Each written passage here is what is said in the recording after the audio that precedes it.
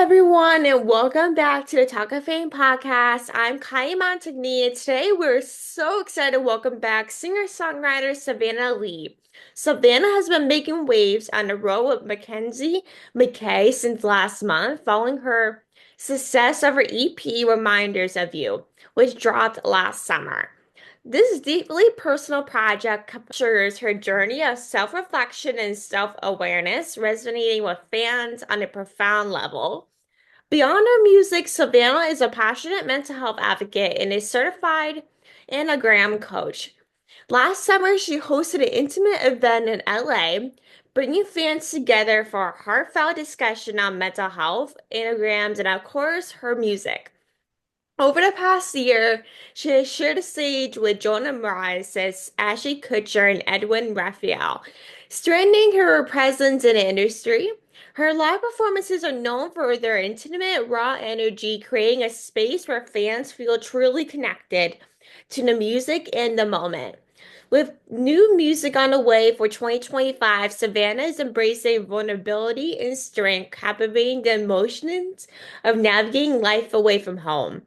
Her upcoming songs promote a mix of reflective, fun, and hopeful chaos, offering comfort and connection to those who need it the most. Alongside her music, she's gearing up for an exciting range of shows, expanding her reach across the US and internationally. We're so excited to catch up on everything she's been working on. She's been pretty busy lately. Well, welcome back to the show, Savannah. I'm so excited to have you back on. Thank you. I'm excited to be here. Definitely been a minute, so I'm excited to chat. So I know we talked about this before we even started recording, but what have you been up to lately? I can't even remember like the last time we actually chatted. Probably, if I had to take a guess, someone can probably look for me and tell me, but it probably has been like a year.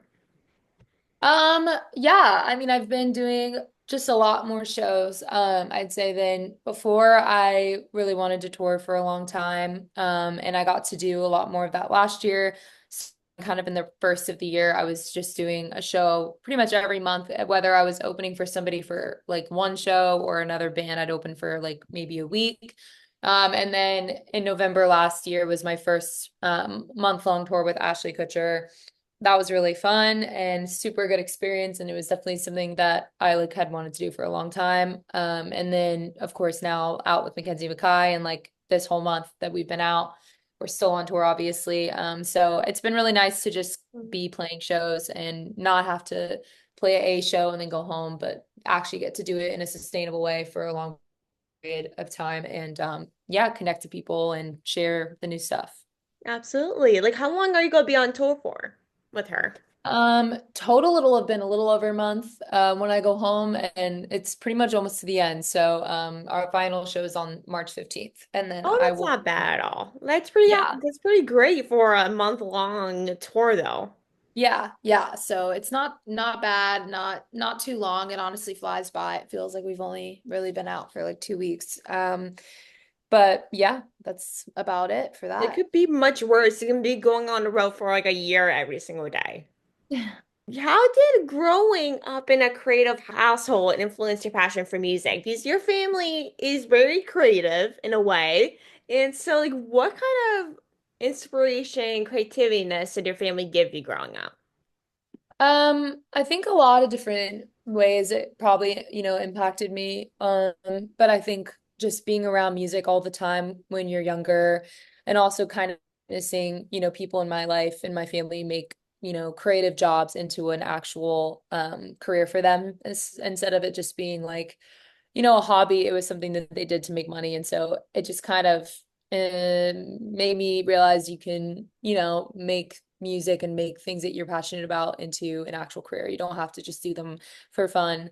And so, yeah, I think I always just kind of had a different mindset about music, where it was always like very serious for me rather than like just something I did. Um, so I think, yeah, as a young person, I definitely was inspired to keep creating stuff and just get as good as I could at music and at performing and singing, and just wanted to do it as much as possible. I think also just having, yeah, creative people around makes you feel like not afraid to share things and to kind of be curious. And I think that's something that is important when you're a kid is to feel like you can be curious about things and take risks. So yeah, I don't know. I think that's probably the best way I can answer that. Because I know that a lot of people, when they come from like a creativity type of family or a musician type of family, they might do it when they're younger, but just quit after maybe high school and do Right. something else with their lives. But it's very rare for people to actually do something that their family does and actually stick with it and not force yourself to do it instead of, you know, just doing it for fun and not doing it just for the fun of it that you actually like it is very rare. For sure. Yeah, yeah. I mean, I definitely think for me it's always been about just doing what I feel drawn to, what I feel like I'm passionate about, and like what I could see myself doing every day and not being tired of it. I mean, of course there's ups and downs to everything, but yeah, I think music was just always that thing that I was super passionate about. It never really changed. So I just wanted to kind of chase that instead of trying something else when I didn't see anything else that's really something I wanted to do full time. And plus, like singer-songwriting comes in different ways depending on what genre you are, what type of like life you're living in right now is always very different. Every artist is different in a way, or where you grew up, how your family is, or just how you are in general is very different. But at the same time, songwriting comes with ups and downs just like a regular 9 to 5 job. It's maybe less, time you do whenever you want. But at the same time, you're just like, well, it always comes with ups and downs, just as like a regular 9 to 5 job. 100%. So your father was a musician and your grandmother owned a theater company. So how did their careers shape your artistic journeys? Did you go to like a lot of gigs or anything growing up with your father and grandmother, or was it kind of like slow and just doing it at like family events and all of that? Yeah, I mean, my grandma kind of brought me into the acting world when I was super young, and she had like some independent films that she was working on when I was really like little, so I got to like act in some of those and just like be kind of in that space, which of course pushes you out of your comfort zone immediately to like have to learn how to perform on stage and to sing and to, play a character. And yeah, I would say that definitely was like something I was doing a lot when I was really young.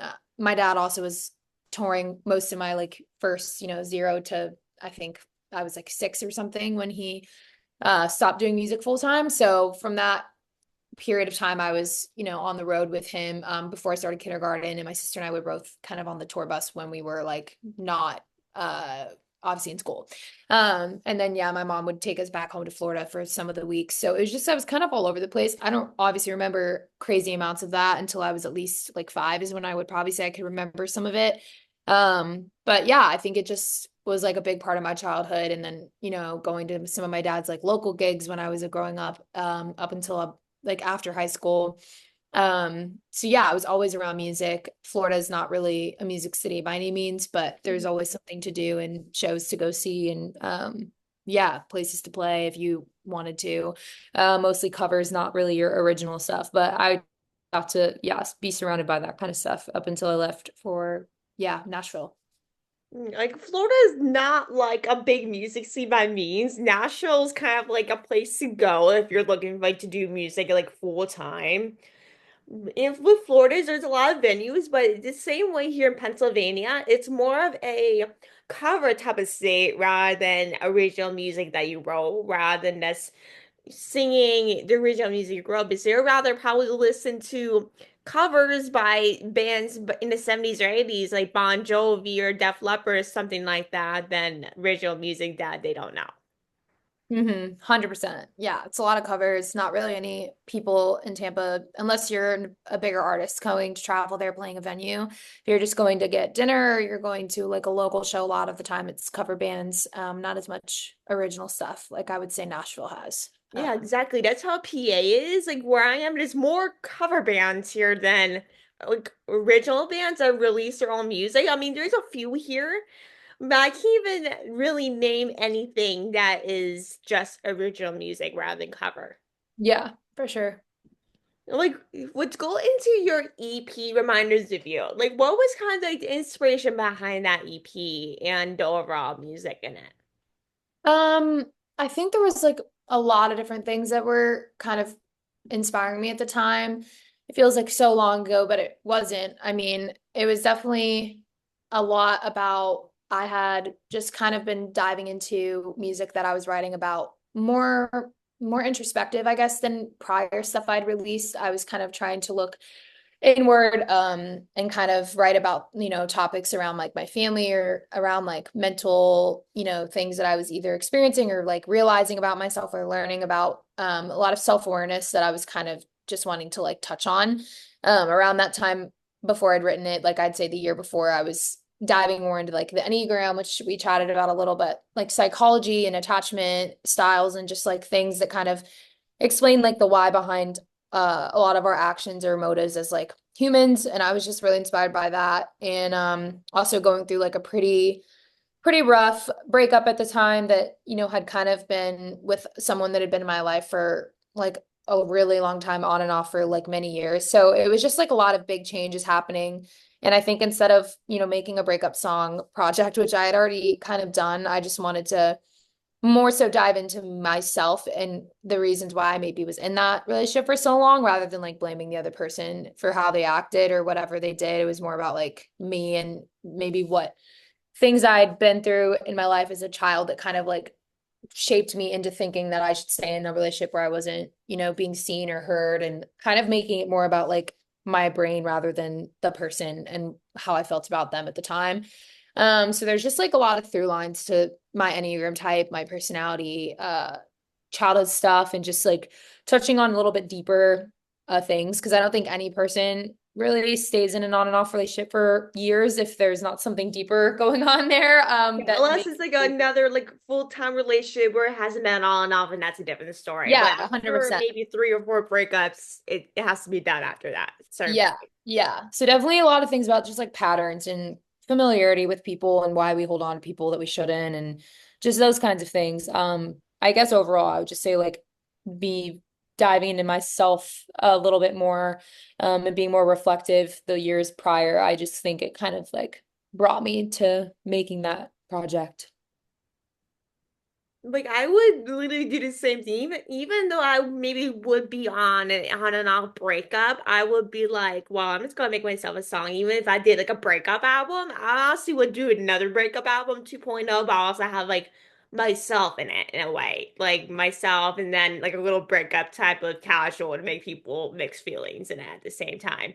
But at the same time, if you're in an on and off relationship, I'd be like, well, if they don't go first, I'm staying in. If it were me, but I'm kind of like, if I'm obsessed with that person, then like I'm never leaving unless they leave me in a way.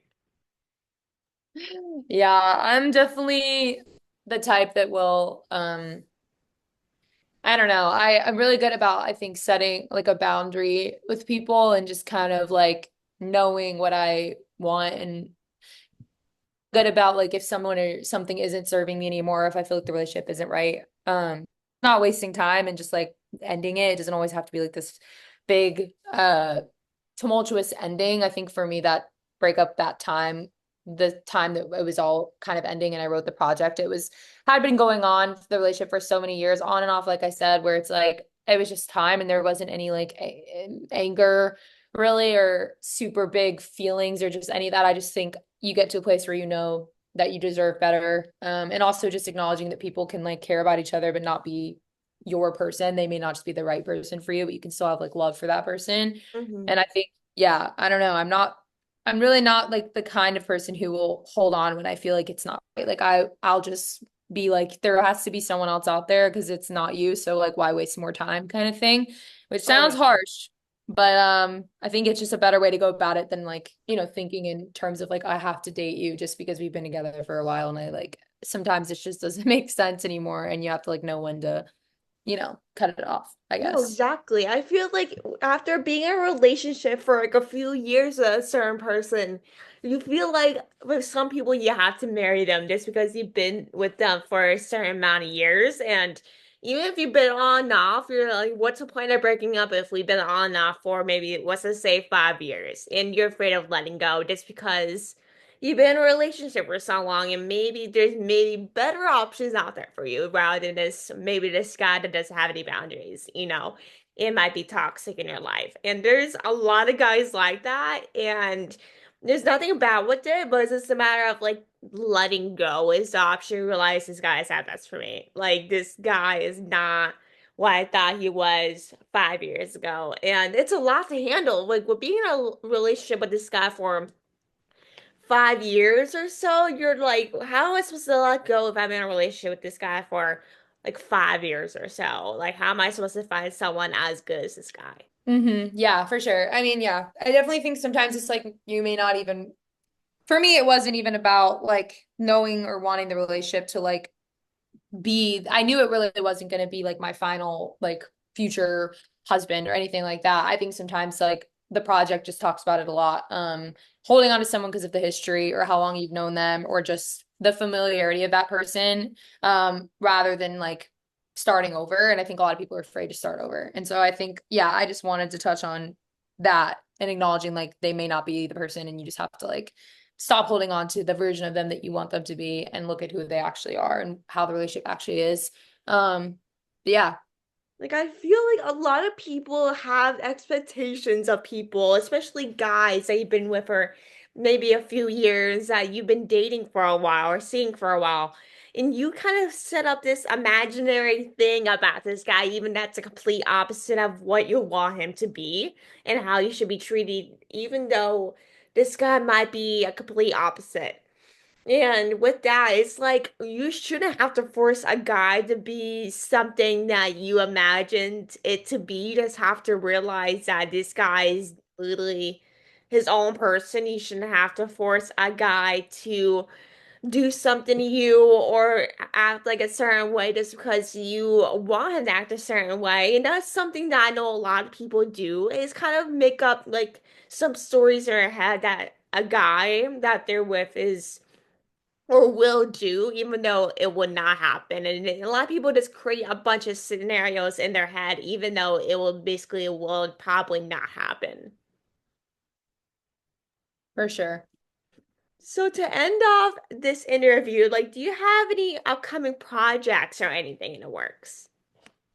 I do. Yeah, I have a lot coming up. I'm hoping to kind of dive more into that as time goes on, but for now, yeah, definitely have a lot of new music coming. I've been working on for, since last year. And yeah, my first single of 2025 comes out in like 2-ish days, I think. So yeah, my song You Don't Exist Yet is kind of the first song in the, group of songs that I'll be coming out with and the project that we're kind of starting to roll out. So I'm really excited for it to finally be out. I've been playing it on the road since Ashley's tour in November of last year, and then I've done it this whole past month. So I'm finally, going to be able to have people actually get to listen to the whole thing. So yeah, just a lot of new music and hopefully a lot more touring this year. Awesome. I can't wait to see all the new stuff. And I will put the new song and everything in the description for people to hear if you're interested. But thank you so much, Savannah, for coming on and taking the time to chat with us again. I've been keeping up with your stuff on social media, and you've been really busy, which is amazing, and really appreciate coming on and talk with us again and Of course. taking time out of Yeah. your busy schedule right now. Thank you. I appreciate it. So thank you everyone for coming on and listening. Make sure to like, subscribe, and review, and I'll talk to you guys very soon. And